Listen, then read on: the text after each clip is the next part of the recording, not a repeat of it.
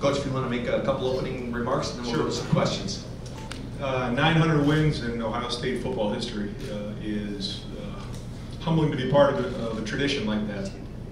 To see our student section out there, to all of Buckeye Nation coming out to a game like this in the rain.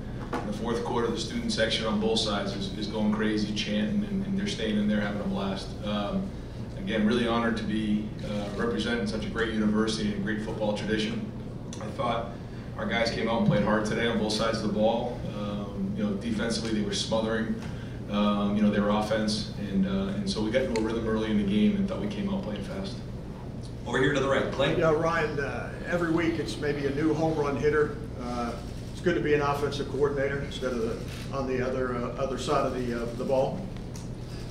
Yeah, I mean, the thing that we talk about all the time is that you just don't know what's going to happen. So, like, for instance, last week, Terry McLaurin has a big game, and then we turn around, and then now Johnny Dixon hits 2 home runs. And, J.K., hit for a couple plays, and we had a long pass that got called back. And so you just don't know who's going to get the action. But when you're team players and you don't care who gets the attention, that's when you can be a special group. Over here to the left, Doug. Ryan, given that with all the playmakers, you guys got Paris involved early, got him the ball in a running play. Was that any idea? He had 4 touches last week and you got him off to a quick start. Was that something you wanted to try to do? Overall, we wanted to throw the ball a little bit on first down. We did that. It was more about what they were giving us. And sometimes when you call a play, you don't know where it's going to go. Sometimes you do. Obviously, anytime Paris touches the ball, good things happen for us. So that's always an emphasis for us. But I thought that we did a nice job of throwing the ball early and then kind of running it late. And just Dwayne at this point, we talked about this week the way he gets the ball out quick and all that. You guys are going to a crazy environment, a big game next week. Just Dwayne handling everything, whether that's reading a defense in a play, whether it's just during the week. How is Dwayne Haskins just sort of handling everything so far? Growing every practice, every game, and building as we go. It's not going to be perfect. We know that.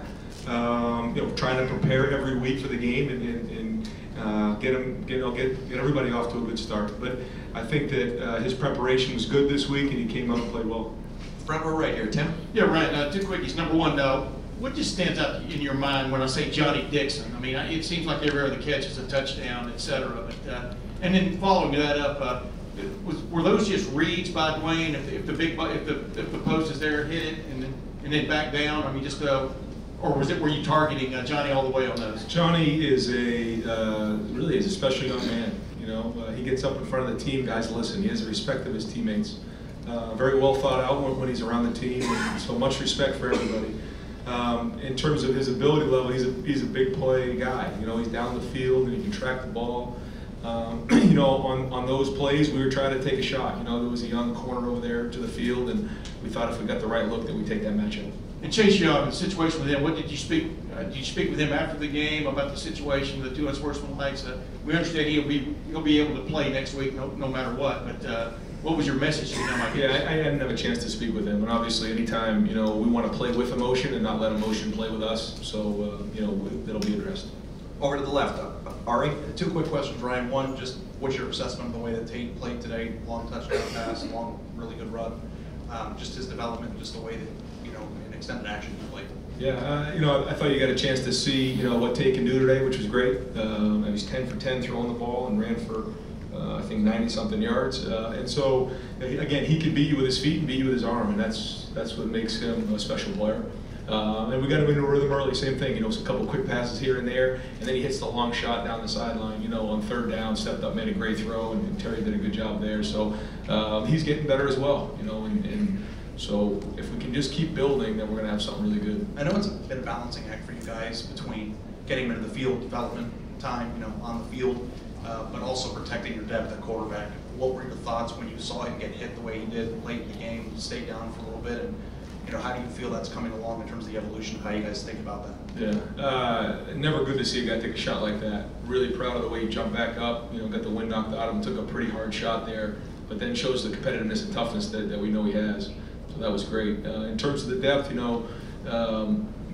working on it. We're trying to get Chris and Matt and Corey involved in this thing more and more so that we can keep building depth as we move along. the season. We're going to go a couple more questions because I've got another player I want to get up to the podium. Front row right, Austin. Ryan, I know Ohio State scored a lot of points for a lot of years, but it just feels like this is a different or more evolved, more explosive one than the last few years. Does it feel that way to you all when you're involved with this day-to-day, that this offense has hit another year? Well, I think we have a great group of guys here. We have a lot of talent on offense, and I think that combined with the tempo has been great. You know, we did play fast at times today, but that not as fast as against Oregon State, and that was a little bit by design.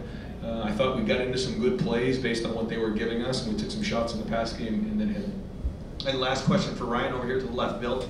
Ryan, last week the defense gave up 31 points. I know you were not particularly happy with how they played. Would you assess their play? Did you sense a resolve this week with them? Yeah, I mean, obviously, you know, Greg and all the guys on defense have a high standard that they hold themselves to on defense, and you know they didn't like to put up that number like that. And so this week, you know, we called up Nick at the end of the at our in our meeting right there at the end. We brought the team up, and he addressed how this week, you know, it was a tough week of practice, and they got after the guys, and then you could see it during the game. I mean, they were in the backfield. That felt like every other play, really creating havoc, and I thought they played with an edge, you know, which is great moving forward.